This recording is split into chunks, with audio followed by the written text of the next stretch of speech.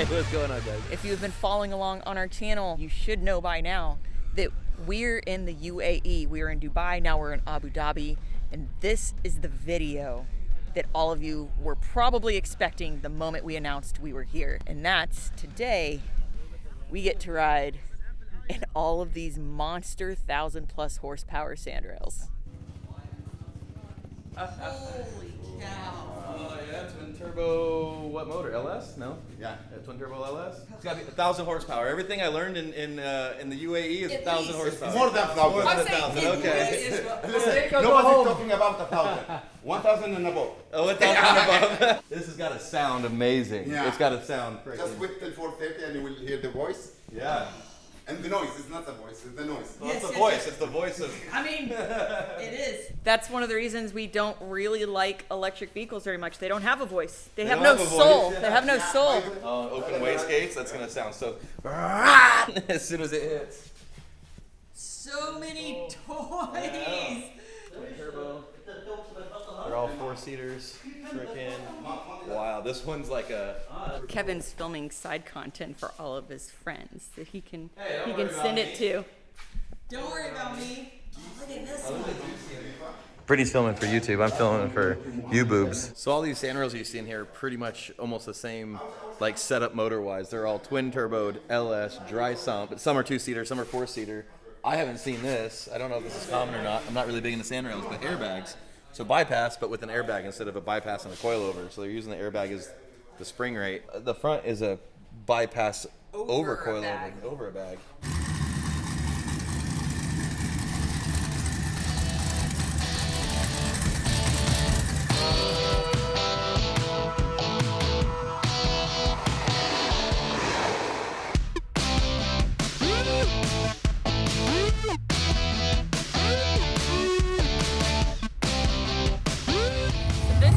You guys have been waiting for and that we've been waiting for this entire trip. This is the Dubai everyone knows. Technically we're in Abu Dhabi, but this is the UAE that everyone knows and everyone sees online in America. Obviously we've shown you guys all the way up until this point that there's so much more to this area, but we're stoked about this. It's gonna be sick. We're ready to go. Yeah.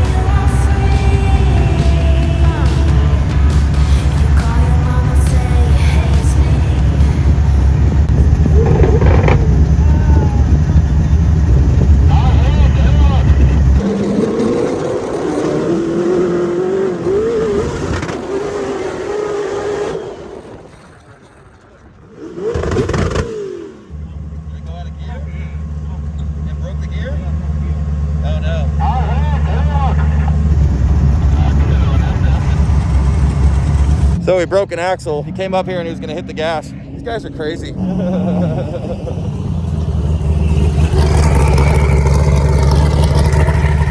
Broke a rear axle shaft and then pushed him down because he's trying to work his way down. I was able to push the front end over. He came down, but turning down, the CD popped out of the axle shaft. So now it's, I mean, the oil came from the earth. It's just going back to it.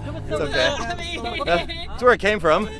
He clutch kicks and it just, like it has more traction than anything I've ever felt on the street. I made one big mistake. I cheered him on. I was like, come on, come on. Oh. And he starts skidding sideways like this. Like, oh. Literally car sick. Yeah. The power is insane. Like he hits the gas and it hooks. And I mean, has he clutch kicked with you, or he just gives it a little clutch kick and just? It looks like I'm getting a sunburn here, but it's the harnesses that are digging into me. But don't worry about that guy. Were you up front the whole time? Yeah. Because being behind, no dust. They would no not dust. even dust. They'd kick it up, we'd drive through it, and it felt like I was just somebody's throwing a bucket of sand at 100 miles an hour in my face, like just sandblasting my forehead. Oh, that's crazy. I'm lucky. I've been in the lead sandrail. They call them buggies, whatever. I've been in the lead one this entire time. Kevin's not lying. Like they just hit the throttle and it just instantly. But what's weird is I sit passenger a lot, right, in the side by side, in the stepchild, the Bronco. I'm co-driver, 4400 class. You know, I'm used to being in the passenger seat. But what's crazy is this is the first vehicle where I've ever been in the passenger seat. It feels so stable, even in the passenger seat. I don't know, there's something about being in the passenger seat, not having control, like being not in control of the vehicle, that sometimes can be like really nerve-wracking or just stressful. Not the case with this for some reason.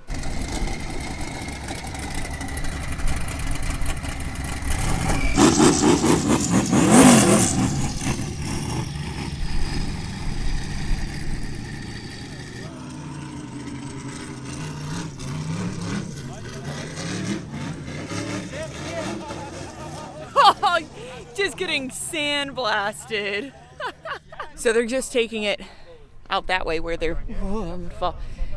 Words can't describe how these dunes are freaking massive, but they're just gonna take them to where there's flat ground, and then from there the mechanics come and either fix it or take it back to the compound. I also figured out why I lucked out and why I feel like this is so smooth, because I think I'm in one of the only rigs that actually has a coilover bypass setup front and rear, as opposed to most of these other ones where Kevin was showing earlier, they have like airbags and bypasses. That probably is making a huge difference because this thing feels insanely stable and incredibly smooth.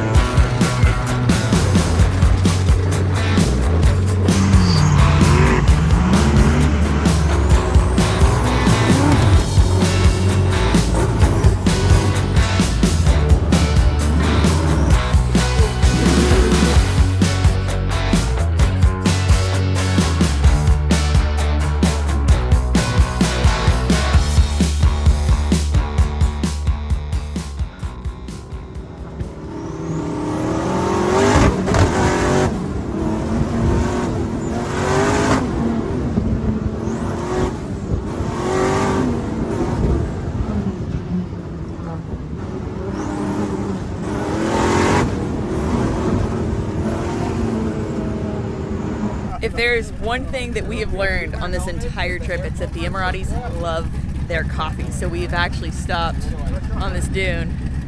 The sun is setting, absolutely stunning, but we've stopped. You ready to buy a 1200 horsepower sandrail? I'm not gonna lie. The power is insane. This is the first time I have sat passenger in a dune experience, a sand experience, and I have not felt like I might die at any second. It feels so stable. So And even when the tires come off the ground and they're just on the power and you can't see anything, you're just no looking problem. at the sky. There's like, I'm not having the adrenaline dump that I'm used to having when I'm in So sand you're saying you're not dunes. having fun then? No, I'm having fun, but like I don't feel like I'm gonna die. You know, like I don't feel like I'm riding that fine. I feel like it's just fun, not like, oh, this is really fun, but I might die. Like I don't feel that way. Let me tell you guys, the new iPhone 15 stabilization is insane.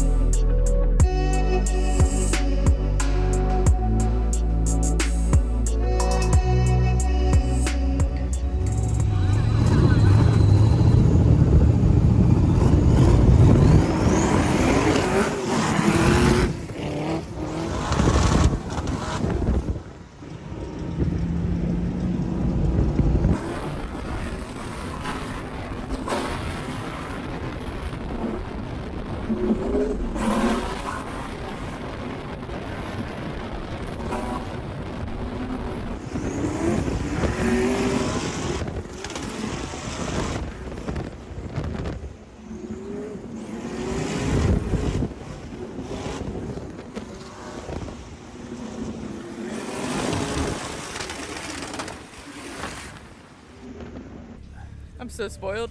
Hold on. Look at your Yeah, you have your a windshield hair and you were in is front. multiple shades lighter.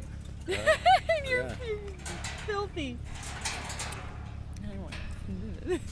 So to show the hospitality of everything that we've been every day, this is kind of what we come across every time we meet people. There's enough food here to feed a village, like literally. Was that a salsa? That looks good. Oh my goodness. We'll tell you, the hospitality in this country is literally second to none. Everybody comes and hangs out. It's just like almost a party, a get together, a barbecue. It seems like every single night the people here are absolutely incredible. Some of the just nicest, most hospitable people we've ever met, and love sharing their food and their culture and everything with people. And it's just freaking amazing.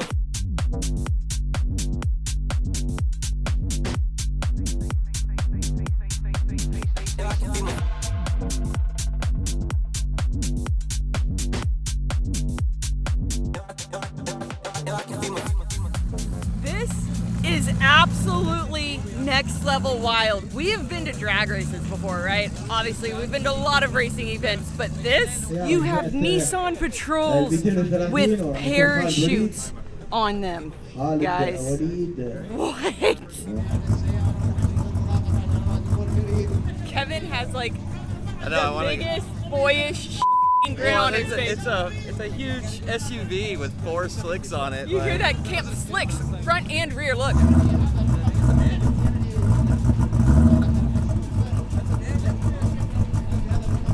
You hear the cam in that thing? What? This has about 2,500 horsepower. What? 2,500 horsepower. They're supposed to cross the trap down here at about 270 kilometers an hour. Let's see. A manual transmission, Zoom in. 2,500 See how good horsepower. your new iPhone 15 zooms in.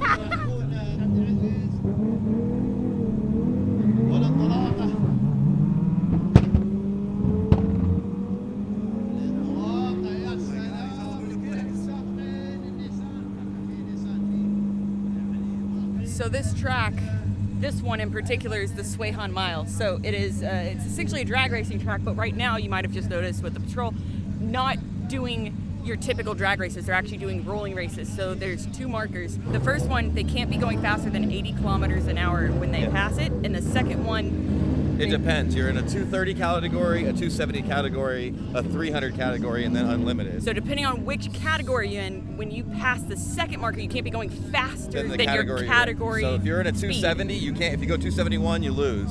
You're So, out. so you're trying to go as fast as possible to Without exactly what going you dialed over. your car into. Yep.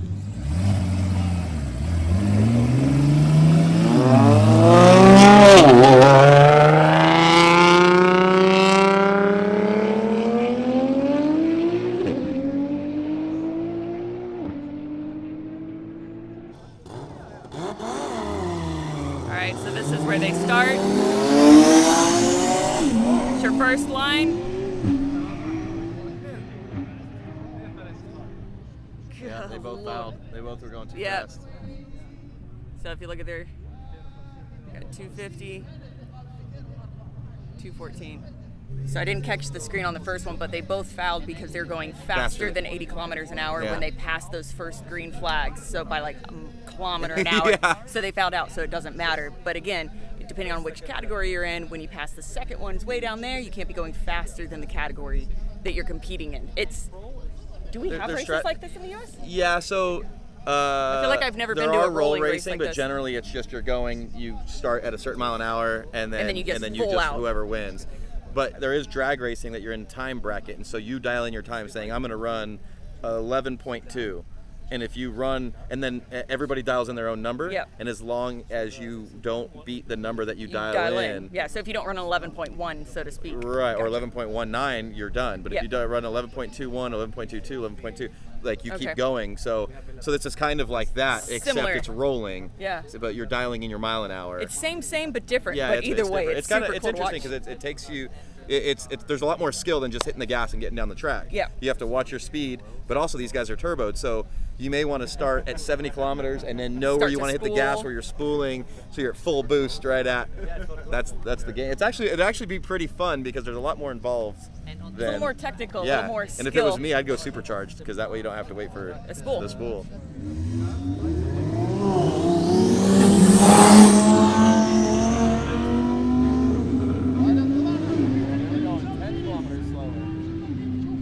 Jesus. 278, 287. 287 and 278. All right, so we're actually officially the last race in this. We're in the open category, so there is no upper limit. So essentially, again, you still have to start at a certain point, but at that, it's all out. Anything goes. What you run what you brung, essentially.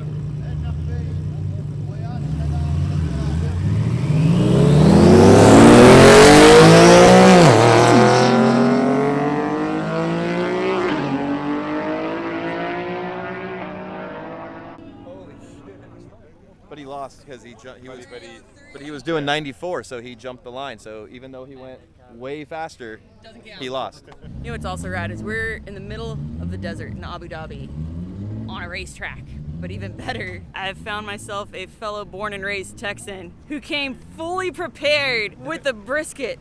Like a smoker, essentially, but look, repping Texas. He's smoking briskets right now, but 5 briskets He's got 5 right now. briskets going. He's got the setup.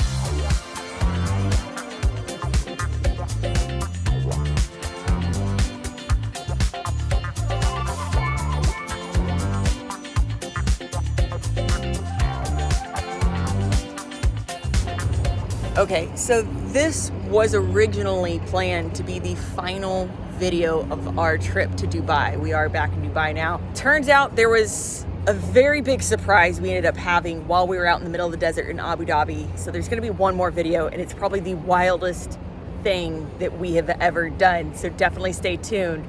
But in the meantime, tonight, it is a very good friend of ours' birthday, Adam. You've seen him in several of the videos so far wheeling. He has the Black Gladiator. Great friend and business partner at this point. And he's having a 70 themed Yacht party. Look at my Bell bottoms. My groovy t-shirt and my spiffy hair. So you guys normally see Kevin's hair like done, like wetted down with like conditioner or something in it. Just so you know, his hair is like really long and it just ringlets. He's got a fro. I got a fro, baby. Strike a pose. Anyways, so we're gonna party tonight, have some fun, but again, stay tuned for the next video because it is absolutely wild and one of the coolest off-roading things that I have ever done. Guys, as always, thank you so much for watching. Please don't forget to like, subscribe, and share. Remember, you find all your Lite Brite Nation merch and decals at litebritstudios.com. As always, we love you. And we'll see you next time. Bye. Mwah.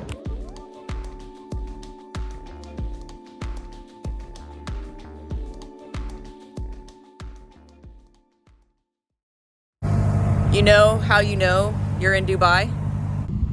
You come across a Ferrari just parked out in the desert.